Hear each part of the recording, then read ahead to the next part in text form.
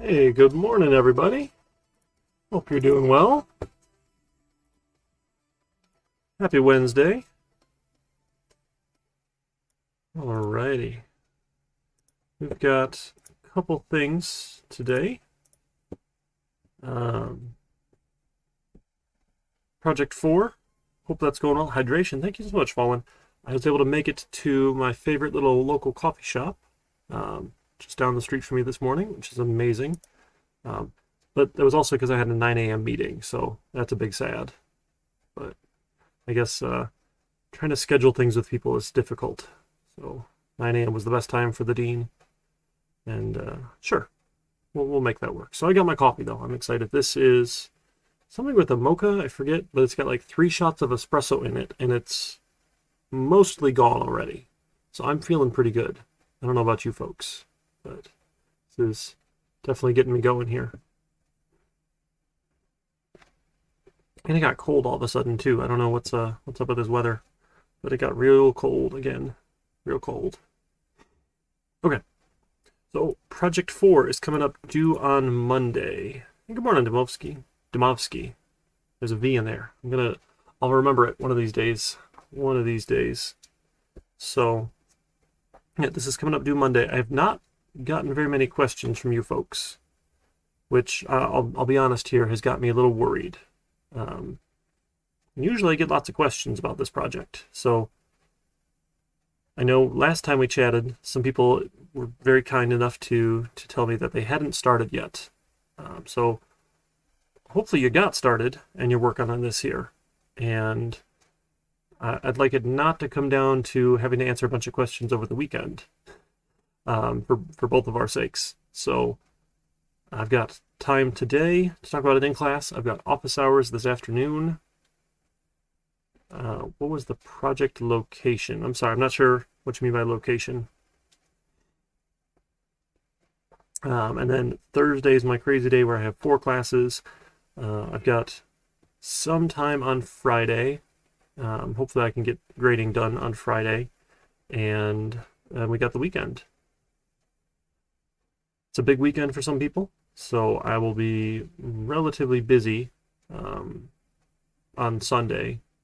So let's try and get this done and knocked out today, right? Is ideal. If you can get this project done today and get it in. No one's turned it in yet, but that's okay. There's no bonus points for turning it in early, but do try and get this one done early. Oh, when you create a new project, you just want to put it inside of your GitHub directory. So wherever you have your GitHub folder, you want to go put it there.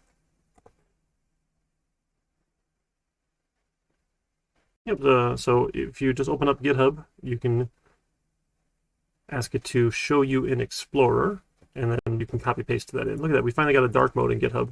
So excited. It took way too long for that, right? 1500. There we go. That one. So if you go to repository, show in Explorer, here's your path for it. Eventually. Maybe. Oh, there it is. It's just changed the window. It's on the wrong screen. So right up here. So you can just click in here, and that's your path. And when you fire up NetBeans, you can just paste it in for your path and just drop everything in here. Let's get NetBeans up and running here. History. This is new. What's new about history? Drag and drop. Oh, that's fun. That's really fun. They are working hard on this, those folks over at GitHub, which is now owned by Microsoft. Not now, but somewhat recently-ish. In the not-too-distant past, Microsoft bought them. Oh, this is good stuff. And then soon I'll be able to use my mug again. They stopped taking mugs for reasons. Got a nice mug with like their logo on it and everything, and when I used the mug I got a 10-cent discount, which is super exciting. I can still get the discount, but they still put it in a paper mug, and I feel bad, or paper cup, and I feel bad about it. All right, let's go NetBeans. It's gonna be slow today. It's okay. So today is our review, our last bit of review on inheritance. I'll close all the projects. And then next week we get to move into the fun stuff and start building graphical user interface applications, which are so cool. So we have to go through some steps for that. Hopefully I'll have a nice YouTube video by then. I told Dr. Ball I would make one because the one we have been using was his back from version like 12 or 13.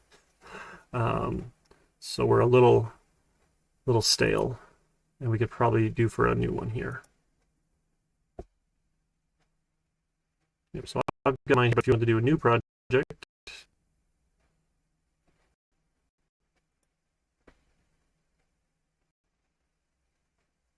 you just paste that in your location here. A triple click, like a double click will highlight a word. A triple click will highlight the entire line, usually. So you can triple click to grab it all, paste it in on top. We got our new path here, and we're good to go. Again, I'm not going to make a new project. We have our existing project we can work off of, but for when you're doing projects, you should be able to find it there. Okay. So we had a lot of things going on with inheritance, a lot of new stuff thrown at you here, a lot of new terms. The first one we wanted to look at here, let's take a peek at Polygon. This was just a regular class. We didn't do anything really special here. We just wrote a class and it did something. The new thing we did in Polygon was this @override. We said we want to change the behavior of my parent class, my superclass, my base class. Any of those terms are perfectly fine. Change the behavior of toString, because we learned that everything actually inherits from object indirectly. It's just automatic. So we get a version of toString from object, which gives you that name of your class and your memory location, which is rarely what you want. So we said, instead of that version, I want to do my own thing. And we said, okay, cool. So we're going to add this add override. Again, this is just an annotation. It's not required, but what it lets us do is get the compiler will check this and make sure we're actually overriding the parent class version. So if you mean to override it and you typo something, it's going to tell you. Right? And they said, hey, if I like missed my uppercase here, if it was toString here, now it's going to tell me, oh, it doesn't actually override anything. That's a nice helpful error. Okay, so that's what we did. We started off with Polygon. So you can override your parent class's behavior. Okay, this is a little bit different than what we have called before. It's overloading. So I don't remember if we've actually done overloading or not when we talked about methods. I think we did, but now I'm not entirely sure here. So where overloading is you create another method of the same name with a different parameter list. That's overloading. Overriding, though, is where we're changing the parent class behavior specifically. Okay, so we did Polygon, and then we said, okay, well, we want to write a class that is a polygon. So we extends is our keyword. Extend creates that inheritance that is a relationship. So rectangle is a polygon. It does all the things Polygon does, but what we're doing is we're creating a specialized version of it. So we do all the things Polygon does, and then we're customizing it, making it special. And then we learned if our parent class has a constructor, we have to have a constructor. So if I comment this out, it's going to yell at me right away, and it says, oh, constructor Polygon in class Polygon cannot be applied to given types. Required string int, found no arguments. So what happens behind the scenes is Java will automatically give you a no argument constructor. Almost all the time they're terrible. I'm going to recommend anytime you ever write a class, you should write a constructor. Just be explicit about it. I think that's always a good bet. Okay? So we're always going to add constructors. Now, constructors don't necessarily need arguments. You could write your own no argument constructor. That's perfectly fine. If we did that, if we said, oh, sure, for Polygon, let's, if you don't tell me, we'll say, okay, here's public Polygon with no arguments. And if you don't tell me, I'm going to assume my name is nothing and my number of sides is 0. Well, that's a pretty stupid polygon, right? If you have no sides and no name, I mean, what's the point? So the point might be you might have public set methods for setting those after the fact. We said, nope, I only want get methods. I don't want any set methods. Like once you create me and you tell me what my name is, my number of sides is, that's fixed. You can't change it. You can change the length of the sides, sure, but not the number of sides or my name. So if you have a no argument constructor, now all of a sudden rectangle is going to be fine because the no argument constructor of the parent class will get called implicitly. It's automatic. Okay, but we don't want to do that again. So we're not going to use a no argument constructor. We're going to skip that because we want you to tell me the name and how many sides I have. So in rectangle, again, we have to do the same thing then. We have to call our parent class constructor. So we use this keyword super. So that's why I prefer superclass and subclass for the notation, just because the keyword is super. There's no parent keyword, right? There's no base keyword. Other languages use base, which is interesting to me, but sure. If you're going to write a programming language, you could make that choice yourself. So we say super, and we call the constructor of our parent class, and we give it the name, and we tell it that a rectangle will have 4 sides. Right? You don't have rectangles that are different numbers of sides, so 4 sides is perfect. Okay, that's what this super keyword does. And then we're going to override. Again, we're going to change the behavior of my parent class here, because if you set the length of a side in a rectangle, we need to make sure that we are encapsulating all the details of rectangle together in this class, right? We're exposing that public interface, the abstract interface that you can interact with through public methods. One of the jobs when I write a class is that the class maintains its integrity. It doesn't let you do a bad thing to it, because we write the code. We're in charge of that, so we get to enforce the rules. And our rule happens to be rectangles have matching lengths and matching widths. Otherwise, they're not a rectangle. Right, so we're saying instead of letting you set a side length individually, if you are setting 0 or 2, we'll set them both. If it's not a 0 or 2, we'll set 1 and 3 to that same length. So in the code level, we're maintaining the integrity of our class. Okay, and then we have additional new functionality that you can get area. Right, we can calculate the area of a rectangle. It's something we couldn't do of a polygon. And then we're going to change the toString behavior as well, but we do want the superclass's version. So we can say super.toString to get rectangle's version, and then we're going to append in there my area. So we do the parent class's version here with super, again, saying, hey, go to my superclass, do this thing here, but I want to add on, I want to be additionally special. Right? I want to customize that behavior. So it's rectangle. And we say, well, we can do one better. We can make square extend rectangle because a square is a rectangle. Now this one, when you set the side length, right, we're going to set 0 and 1, which we know in rectangle we'll set 0 and 2 and 3 and 4.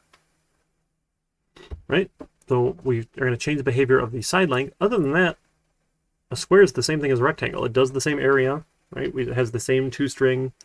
Right? There's nothing else special about a square other than all of the sides will be the exact same length. That's what makes this one special. Excuse me. Man, my allergies are the worst. I've got to go see it.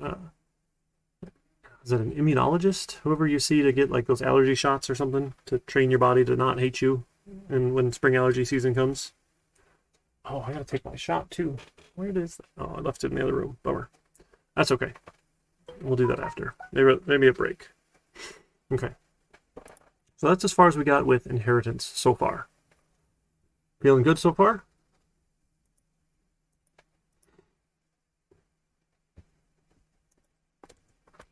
Let me pull this up here, make sure I'm not forgetting anything here. And kind of follow along with the slides from Mr. Gaddis. Do you guys actually look at those ever? Do you folks? Because I try not to read them to you. It's just a pet peeve of mine is when people read stuff to me. Because I know you folks know how to read. But it's good for presenting and kind of like staying on track for what you're doing. I had a fun discussion with that with some of my colleagues. They're like, oh yeah, I mean, we'll use them just to stay on track. But I find if I try and use PowerPoint in class and I put something up on the screen, as soon as it shows up on the screen, people start reading instead of listening. So then I either wait or I don't know. So like a lot of PowerPoint has been really abused. Looking at the book, Dusty, you get bonus points, my friend. Like 1,000 bonus points for you for opening your book. I am impressed. That is awesome. Everyone should read the book, right? It's your main reference. I'm here to pull out the highlights and show you some additional examples and the stuff I think is cool and important and your assignments. But the text is our main source, right? That's your main reference for the course. And Mr. Gaddis is a smart dude. Not that it'll matter for you fine folks, but come fall semester, not even summer, but fall semester, we're going to switch books to a different author because it is cheaper. So I apologize for the cost of this Gaddis book. If you are going to take 2151 over the summer, we will still use it. It's also used in the second Java programming course if you take 2151, which, by the way, we're enrolling now. Right? Don't forget to enroll now. Take a look at online services. Let's see if any of those courses are filled up. Some kind of word here. It's a word. Let's see. Search for sections. The faculty menu is really cool because I get to see. I don't think you guys get to see how many seats are available. Maybe you do. It's like someone can correct me if I'm wrong, but I get this available list that I don't think you folks get. You know what? We can do this. I can look at the student menu. I can go in as a student. Show me the student menu. There we go. Search for sections. CIS. Yep, it is not there in the student menu. I was correct. I'm not crazy. It's possible. I've been wrong before, and these things have changed. So I prefer viewing it my way, where I get to see the available seats here. That's that first number.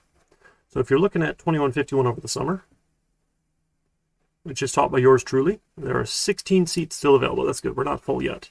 But we only have one section of it. over the summer. Usually we don't get tons of enrollment. You might also be interested in taking data structures. If you have room in your schedule, I'd recommend you take 2151 first and not at the same time, but you can make do. It's just going to be a lot of work. That's all. So definitely doable. You could take C++ over the summer with Dr. Baugh. Dr. JP is awesome. Real nice guy, super smart. Or the web development course as well. I know those are all in the software engineering track, but I don't actually know what all of your majors are. It might be listed somewhere, so I don't know what other classes you folks will need to take. Systems analysis and design is really good. We got 2 options out here. Dr. Othman is fantastic. I don't know who's going to be teaching this one on Monday, Wednesday, but we'll fill that in eventually. That's a weird time slot. 2:30 to 4:20. Huh. I know some of you said you're taking all 3. Dusty, which 3? 2151 data structures and web system development. My friend, you are in for quite a summer. I want to apologize in advance. Yeah. I mean, CIS courses are just a lot of work, right? We learn new things, and we code things, and we write projects that show that we can code things. So, yeah. Oh boy. Okay. I mean, definitely doable. Definitely doable. I took summer classes all through school just to get through it faster, right? So it's definitely doable. It's just be a lot of work. Okay. All right. So yeah, enroll.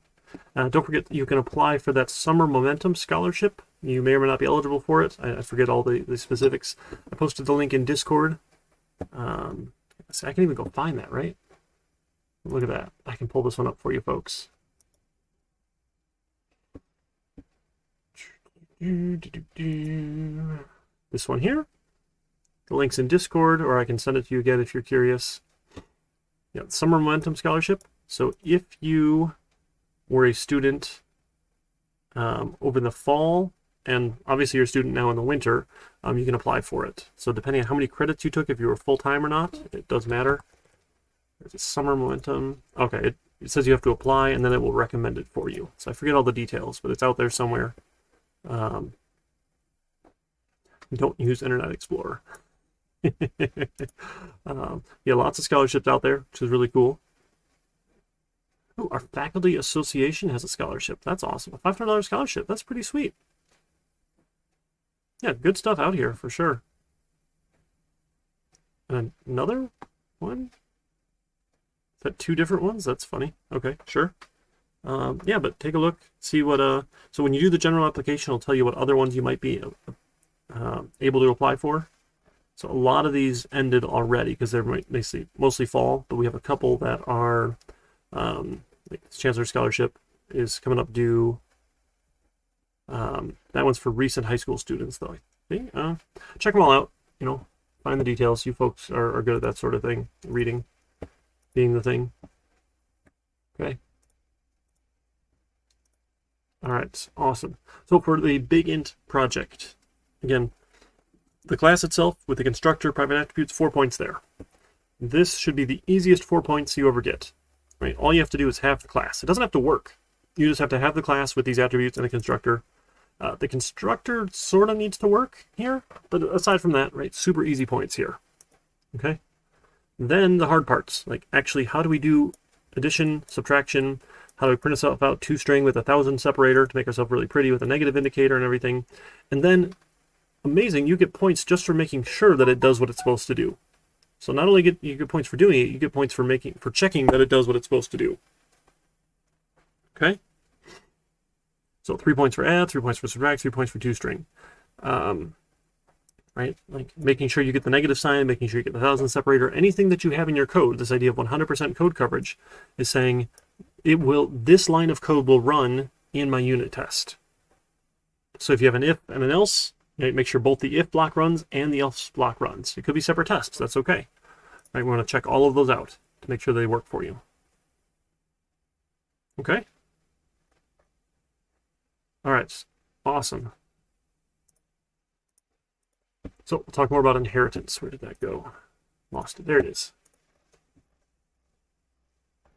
Let's see what we got here. Overriding, awesome. Mr. Gaddis does a pretty good job showing you UML. That's that idea. It's like a picture of your class, which is cool. And you can show inheritance using an arrow in UML, which is really nice. So if we wanted to draw some UML here, you know, I do these in Word because it's easy.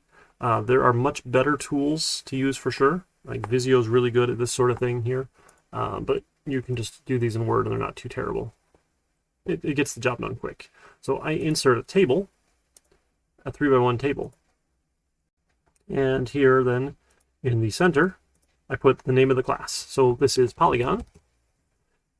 So this is class name at the top. In the middle is the list of attributes. You put a minus for private, number of sides, and we do this backwards. So Java, we say the type and then the name. In UML, you say the name colon the type. We have a number of sides. We have a side lengths, which is an array list of type integer. Maybe that should be a capital I. Sure, doesn't matter. Or lowercase int, I don't know. Either one is okay, I understand both.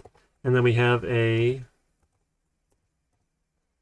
name, which is a string, right? So these are our private attributes. You get the name at the top, you get the attributes in the middle, and then you get all the public methods down below. Or I'm sorry, all the methods down below.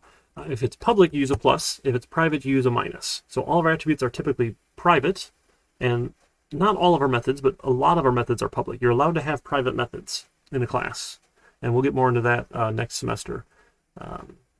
We'll have all of those. So we have like a get name, which returns a string. So then it's not the type, this is the return type we're showing here. We have get name, we have get number of sides, which is an int. We have a get side length, which needs an int for side index. Oh, I'm sorry, that's backwards now. Gotta remember to do this backwards. Side index colon int turns an int. Right, this sort of notation is just really funny. Well, that's okay. And then we have a set side length, which takes a side index as an int and a length as an int. That's void, it doesn't return anything. So this is this idea of a UML notation, right? So we list out all the methods in the bottom section, all the attributes in the middle section, and the name of the class at the top. Okay, and then to show inheritance, you would, which one do I want? I want shapes. Where's shapes? There we go. You just draw an arrow. So here's an arrow. You put an arrow between your class and the class it inherits from. Like insert a new table. Oops. Getting these to line up is a little bit obnoxious in Word sometimes, so maybe Word's not the best tool for it, but it works, right? We can make it work. Visio is much better, but Visio usually needs a license, and that gets to be obnoxious. So in here we might say, hey, this is rectangle now. Right, rectangle doesn't have any additional private attributes. Right? There's nothing special in rectangle about attributes. What we have is different, right? We have a set side length given in a side index int and a length int, right? And then we also had a get area, which return an int. These are things that are special about rectangle, right? We have the toString as well, so I guess we could add in toString. ToString type of string. So this one also has a toString, should note. ToString. Not a capital T though. So this is why Word is, it's not ideal for this, but it gets the job done. Okay. Easier than trying to get people to install Visio or go on the virtual desktops to get Visio up and running. Okay. So that's a little bit of UML. This is our unified modeling language. I think we talked about that when we talked about classes, but honestly, I'm a little fuzzy right now because that was like last week.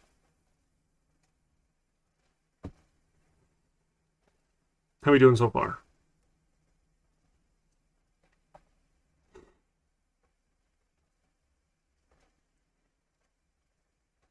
Okay. Now I want to show you a cool trick. We'll talk more about this next semester. But one of the fundamentals of object-oriented programming, I'd be remiss if I didn't show you, is something called polymorphism. And polymorphism is really cool. It means that you can treat something as its parent type. But when you ask for things to happen, you get the correct version. So I can make an array list of type polygon here, called polygons, equals a new array list of type polygon. And what I can do here is anything that is a polygon, I can throw into this array list. So I can take polygons, and I can add my polygon. No, what should I call it? Octagon. I can add my octagon, sorry. Right? I can also take my polygons, and I can add my, what do I call it? Rectangle. Because remember, a rectangle is a polygon. So in fact, it does fit in something that is made to store polygons. And you guessed it, I can also add my big square, because a big square is a rectangle, or a square is a rectangle, and a rectangle is a polygon. So I can add one of those. Now the cool thing, right, I can say for polygon shape in polygons, using one of those cool enhanced for loops, get out each shape, I can print out the shape. And we're going to see magic happen here. This is what we're going to get polymorphism. Things can be treated as their parent type, but while the code is running, Java is going to go and say, oh, I know you are a polygon, but you're actually a special kind of polygon called a square, and when you call toString, you do a special thing, and at runtime, it will go bind to the correct toString method if we have overridden its behavior. This is super cool. It's one of my favorite things to show. It's like magic. So we're going to run this in debug mode so we can watch it.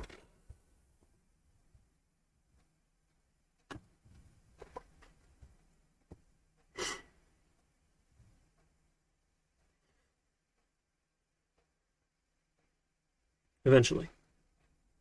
It's coffee time.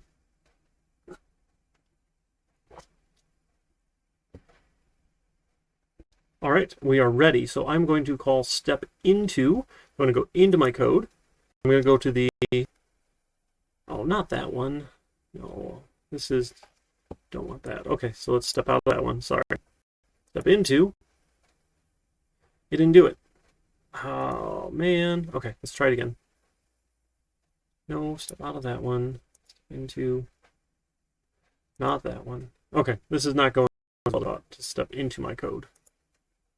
Just want, yeah, there we go. Print line.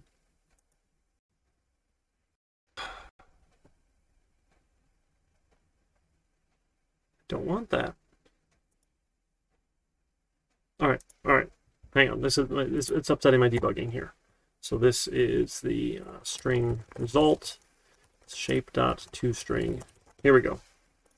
And it'll print out the result. And because it's inside the print line, it's really unhappy with me. And it's trying to show you what print line does, not what toString does. My mistake. Because we didn't call it explicitly. So it's like kind of happening behind the scenes. Let's try this again. Sorry. This should be better. More time for coffee.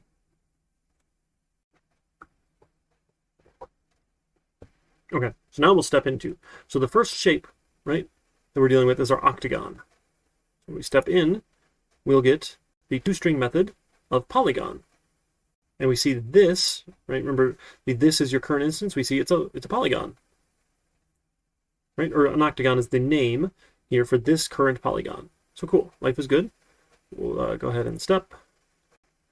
And that gets printed out. We go to the next one. Now the shape is our rectangle. Right? The shape is our rectangle. This is the small rectangle.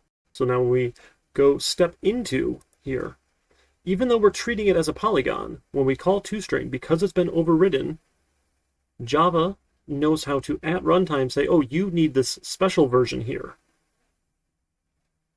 And we get the rectangle version of toString. Same for square, right? Our shape now is the square, our big square. We're going to step into. We still get the rectangle version. Because remember, square doesn't have its own version. Square doesn't have a toString. So nothing there, right? No big deal. But the rectangle version is what runs, because that's the closest version it has. Right? Not the version for polygon, but the version for rectangle. and it prints it out. So we can see in our output, we get our octagon, our rectangle, our square. Okay, inside that loop. So this is polymorphism at work. We get to treat things as the parent type. They're all polygons, but when we call the method, the overridden version actually runs, which is super cool. Now what we can't do inside of here, I can't say shape.getArea, right? There is no getArea defined in Polygon. It doesn't exist, right? So you can only call methods that belong to Polygon here, but if they're overridden, you get the correct version in your subclass there. So that's really cool. That's polymorphism. There's this idea of abstract classes and interfaces. We're not really going to get into that. We'll do that more next semester. So you can read about that if you want in Chapter 7, but it's all off limits. Okay? Don't worry about it. It's nothing we need to cover.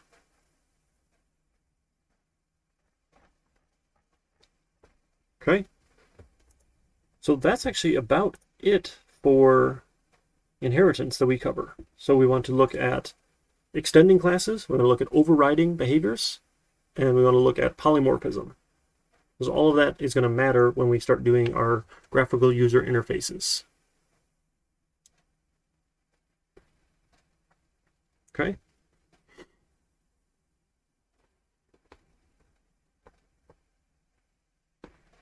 How you folks feeling so far? Feeling confident about the big integer project? Or are people just going to skip it and assume they'll do well in the final project, and then they can get the points for it? I was afraid of that when I told you I would give you points. I guess that's fair, but it's not ideal to rely on, if I'm allowed to say that.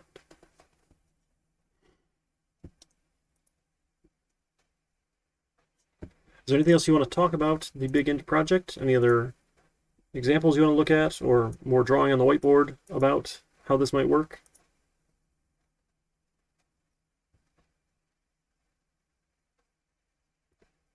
Okay, I got another hint maybe. Remember when we go to add or subtract, we need to find out if we're subtracting, we need to find out which one is bigger. You probably want a method that does that, right? And that method needs to look at your leading digits and your size here. Okay. Oh, awesome. That's close then. That's close. So if we have like 3, 2, that's a 3, 2, 7, 4, 9, 8, and 125, 9, 2. Sure. So if these are array lists here, right, and each one of these is at an individual index, so index 0, 1, 2, 3, 4, and 5, right? And this one is at 0, 1, 2, 3, and 4. You know the bigger number is the one that has more digits right off the bat. So you can look at the length or the size of your array list to see which one is bigger. The problem comes in then is if you have the same size. So if I had another number here, right, and I had the same indexes, well, how do you tell which one's bigger? They have the same size. You can't just look at the first number, right? The first number might be the same. It doesn't mean that they're the same value, though. So you have to look all the way on down. So maybe this is a 2 and a 7, right? Why not?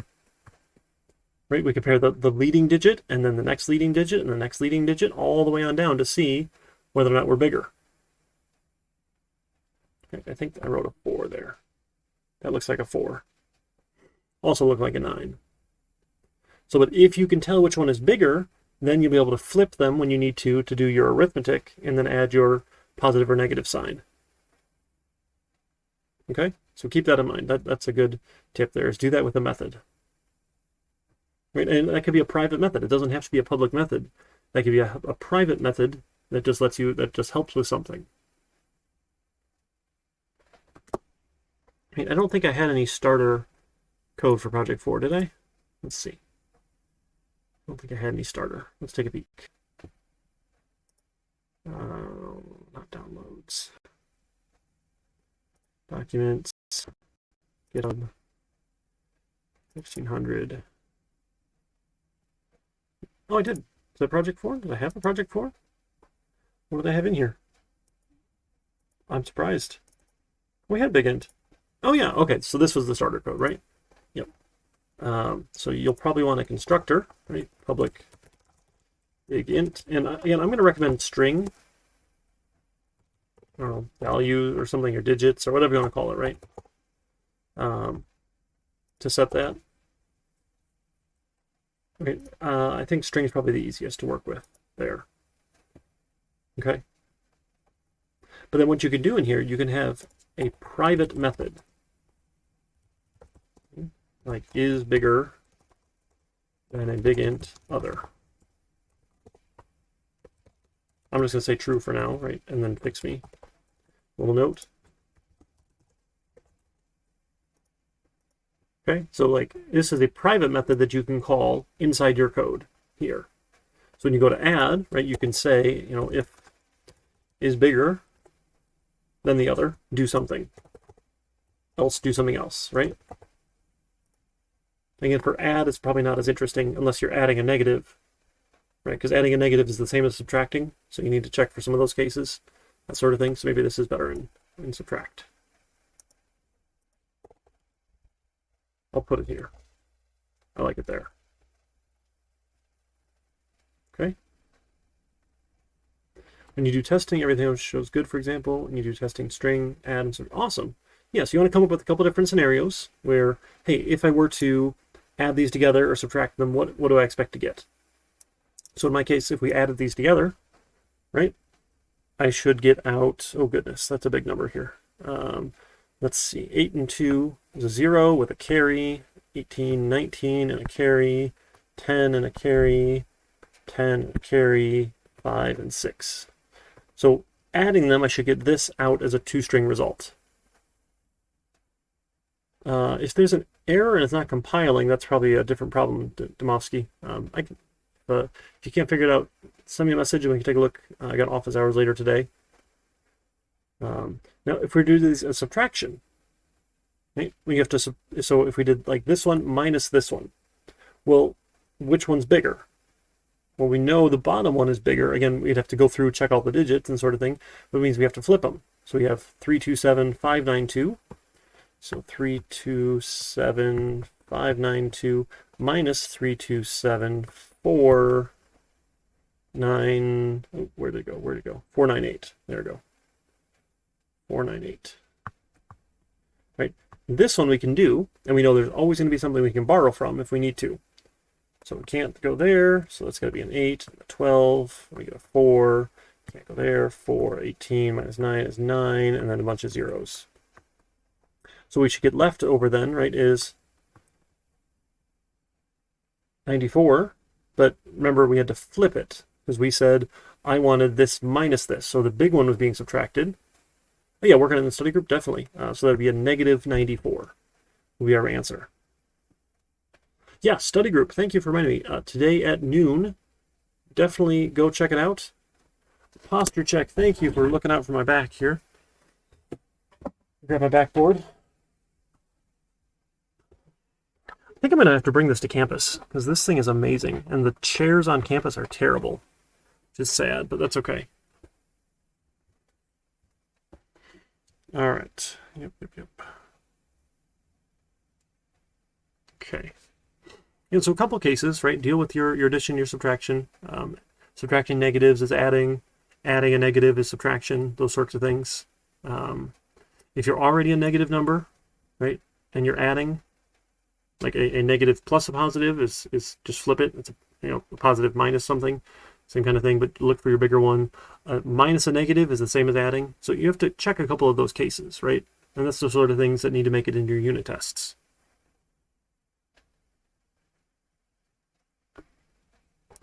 Okay. How are we feeling so far?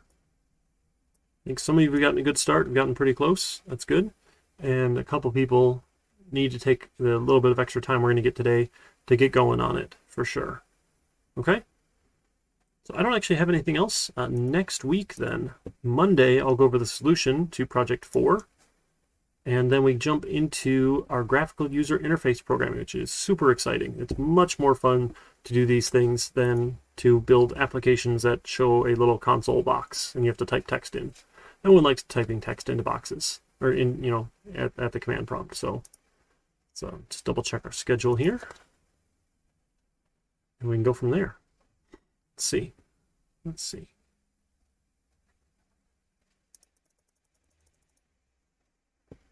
Yep. So we'll spend about a week on chapter 12. Again, we're going to hit it, but not super duper deep. We go deeper into GUI applications in 2151. So we'll do chapter 12 and 13. A little bit of miscellaneous time. I'll talk about exceptions because I'm sad we don't talk about them earlier. Anything else we need to bump, work through. All this week here is reserved for working in the final project. Again, you're welcome to pair up with someone for this. Usually I would require it, but you know, this remote nonsense makes it a little bit trickier. And then you're not sitting next to somebody at the end of class. You've got extra time to do this sort of thing. And then if you could put it on your calendar, if you're able to make it, let's plan on meeting synchronously. I'll send out a link to my Zoom room on May the 3rd, and we'll get a chance to present your project, which should be a lot of fun. So you can show off the work that you did to the class, and we can go from there. If you can't make it synchronously, right, the whole course has been synchronous optional. We can arrange for you to present directly to me at a different time, or you could record your presentation. We've got either one of those will be options. But starting on 4.5, we'll talk about the final project, our GUI applications, getting everything installed, and then you'll have a month to get that done. And again, that one is 25% of your score in the class. So it's a big chunk, right, this final project. And then if you're going to take that score and replace one of your individual projects, it'll be worth even more, essentially. Because those individual projects make up half your score for the class. And that's it. For the GUI applications, I'm not going to have quizzes. I'll post one last quiz for inheritance for you folks after this. It's harder to do quizzes about GUI applications. It's not impossible, but like the topics, I don't know. I don't like them, so we'll skip them. So our last quiz I'll post today on inheritance. We can go from there. Let me leave myself a note. Post chapter 10 quiz. There we go. Yeah, I've got a note for myself now. All right, so we'll post the quiz for chapter 10, and we can call that the last quiz. I'll work on getting those and your midterms in, and I got a bunch of stuff to grade. That stuff just piles up fast, but I'll be working on that for you folks, and we can go from there. Any other questions, thoughts, concerns? If not, go to study group, work on the project, talk about anything else inheritance related you want, and I'll see you folks on Monday then. It's going well. We are flying through here. What are we at? Week 12? Finished up 12 weeks of class already. Can't believe it. And it is almost April. All right. Looks like I've got a math prof or a math prof. Ooh, or we could go check out stocks. Or look at trading stocks and bonds for fun. Or a car mechanic or chess. Couple options for where we could go. Anyone have any votes?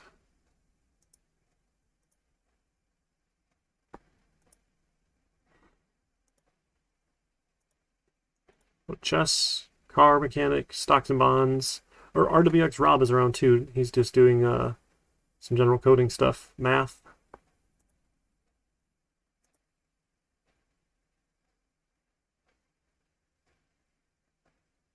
Let's check out Rob's channel maybe. I haven't been there in a while. He's always got some good stuff. We'll head over that way. You folks take care. If you want to drop by my office hours 1 to 3 today, or Thursday just before the evening class, 5:30 to 6, you folks are always welcome. Take care.